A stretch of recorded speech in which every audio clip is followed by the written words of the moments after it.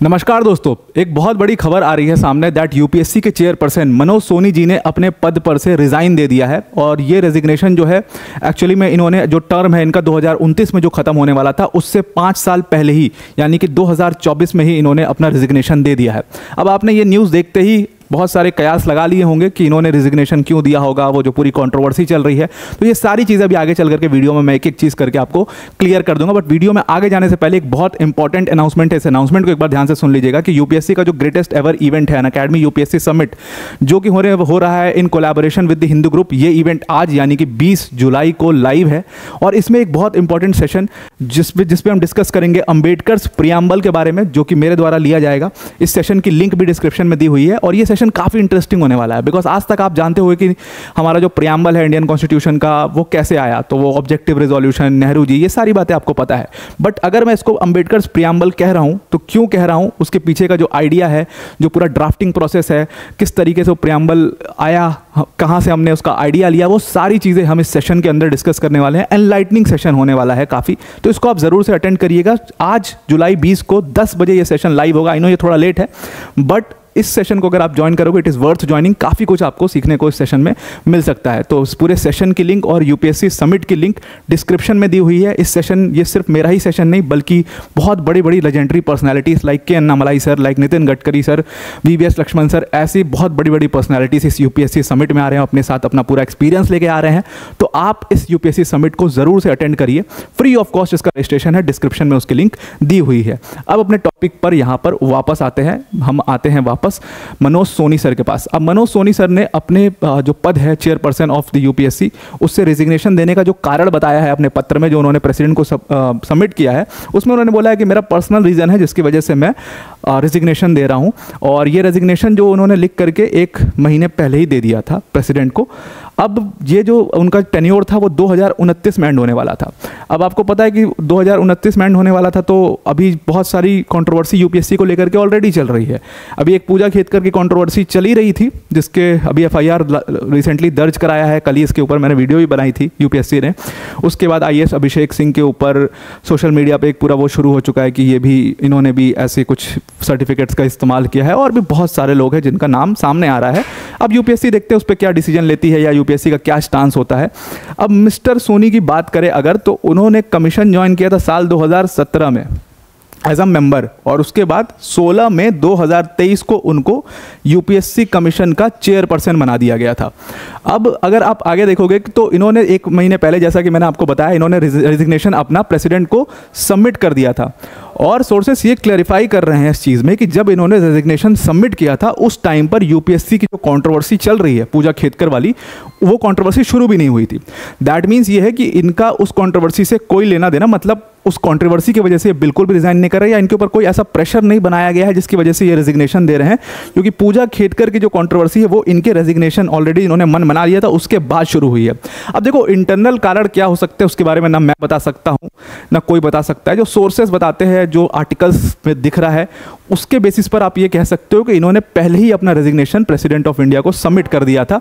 लेकिन एक बहुत बड़ा सवाल उठ रहा था कि क्या इनका रेजिग्नेशन एक्सेप्ट किया जाएगा या नहीं किया जाएगा, because he is a very close confident to प्रधानमंत्री नरेंद्र मोदी। इसीलिए कहा यह जा रहा था कि शायद इनका रेजिग्नेशन एक्सेप्ट ही ना किया जाए और इनको कहा जाए कि नहीं, आप अपना टर्म पूरा करिए 2029 तक, और इनको रिक्वेस्ट किया जाएगा।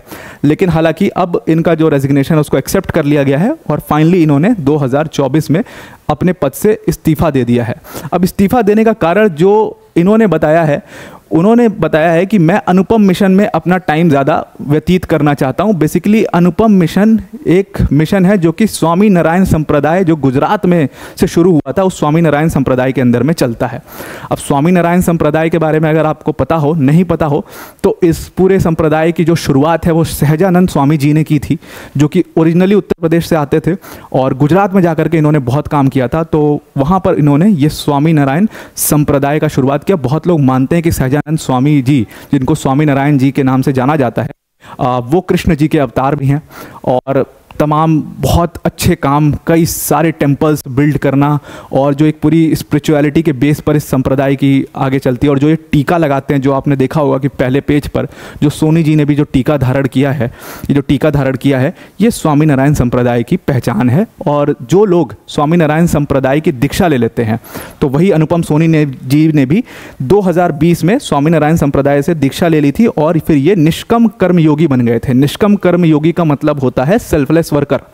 तो ये इस संप्रदाय के एक सेल्फलेस वर्कर बन गए थे, और अब ये ज़्यादा से ज़्यादा अपना टाइम अनुपम मिशन में व्यतीत करना चाहते हैं। इसीलिए इन्होंने, रीज़न ये है कि इन्होंने, हो सकता है क्योंकि इन्होंने अभी अपने रीजंस ये लिखे नहीं हैं उस पत्र में, उन्होंने पर्सनल रीज़न लिखा है, तो हो सकता है कि ये एक रीज़न है जहाँ पर ये अनुपम मिशन में अपना ज़्यादा टाइम व्यतीत करना चाहते हैं। इसीलिए इन्होंने वहाँ से इस्तीफा दे दिया है अपने पद पर से।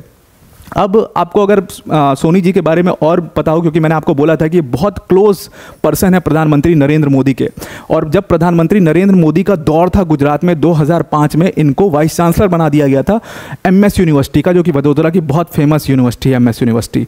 और जब इनको वाइस चांसलर बनाया गया था भारत में, तो पूरे भारत में जितने वाइस चांसलर थे, ये यंगेस्ट थे।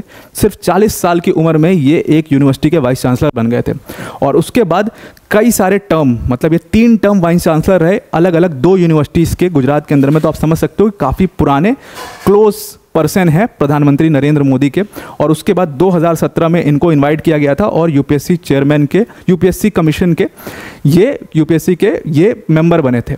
अब इन्होंने अगर रिज़ाइन दे दिया है, तो कमीशन का चेयरपर्सन कौन होगा, बहुत बड़ा सवाल है। लेकिन अभी तक क्लियर नहीं हुआ है कि चेयरपर्सन के लिए किसको नॉमिनेट किया जाएगा, कौन बनेगा चेयरपर्सन यूपीएससी का।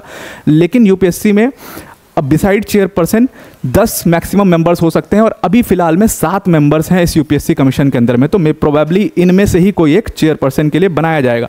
अब अगर आप देखोगे चेयरपर्सन के अलावा कितने मेंबर्स हैं यूपीएससी कमीशन में, तो उसमें हमारे दिनेश दास जी आते हैं, जो जीपीएससी यानी कि गुजरात पब्लिक सर्विस कमीशन के चेयरपर्सन रह चुके हैं। उसके बाद बीबी स्वाइन जी आते हैं, जो कि फॉर्मर आईएएस ऑफिसर हैं गुजरात कैडर के। उसके बाद हमारे शील वर्धन सिंह जी हैं, जो कि अभी आईपीएस और फॉर्मर आईपीएस ऑफिसर रह चुके हैं। उसके बाद संजय वर्मा जी, जो कि फॉर्मर डिप्लोमेट, काफ़ी फेमस। एंड उसके अलावा प्रीति सुदान जी, जो कि हेल्थ सेक्रेटरी रह चुकी हैं। सो ये सारे लोग हैं, और प्रोबेबली कहा जाता है कि अगर चेयरपर्सन की बात आएगी तो सीनियरिटी और ये सारी चीज़ें देख करके may be most probably it can be Dinesh Das ji, because वो जीपीएससी के ऑलरेडी चेयरपर्सन रह चुके हैं, काफ़ी एक्सपीरियंस है।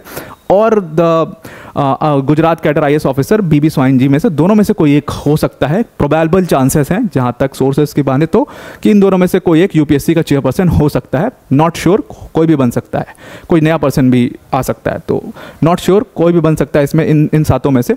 तो हालांकि बताया जा रहा है कि दिनेश दास या इसमें से बीबी स्वाइन जी में से किसी एक को चेयरपर्सन के लिए बनाया जाएगा। तो आई होप आपको ये पूरा आर्टिकल समझ में आ गया होगा। एक बार और मैं रिमाइंड कराना चाहता हूँ, यूपीएससी अनअकैडमी यूपीएससी समिट काफ़ी इंपॉर्टेंट इवेंट है आपके लिए। उसके लिए फ्री ऑफ कॉस्ट रजिस्ट्रेशन है, 1 रुपया आपको नहीं देना है, सिर्फ आपको अपना टाइम देना है, और उस टाइम की वैल्यू हमें बहुत अच्छे से पता है। इसलिए हम आपके लिए ऐसे ऐसे सेशंस लेके आएंगे जो आपको ज़रूर से आपके पर्सनैलिटी में, आपकी नॉलेज में कुछ ना कुछ वैल्यू एडिशन करेंगे। अम्बेडकर्स प्रियम्बल अपने आप में एक ऐसा टॉपिक है जो बहुत डिबेटेबल टॉपिक है। मतलब प्रियम्बल आपके कॉन्स्टिट्यूशन का एक ऐसा हिस्सा है, एक ऐसा पार्ट है जिसके ऊपर सबसे ज़्यादा डिबेट की जा सकती है। अगर मैं ये चीज़ कह रहा हूँ, तो आज के सेशन में जो कि 10 बजे होने वाला है, मैं ये चीज़ को प्रूव करके भी आपको दिखाऊंगा, वो पूरा ड्राफ्टिंग प्रोसेस दिखाऊंगा, जिसके बाद आप खुद उस स्थिति में होगे कि आप बता सकते हो कि प्रियम्बल किसने लिखा है। तो आई होप ये पूरा आर्टिकल आपको समझ में आ गया होगा। आज के लिए इतना ही। Thank you and have a nice day.